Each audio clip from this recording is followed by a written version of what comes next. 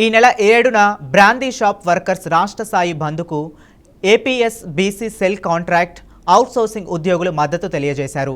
ఈ మేరకు చాగల్లు డిపో మేనేజర్కు సూపర్వైజర్లు వినతి పత్రం అందజేశారు.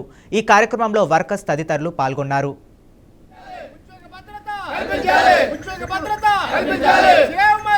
Save my job!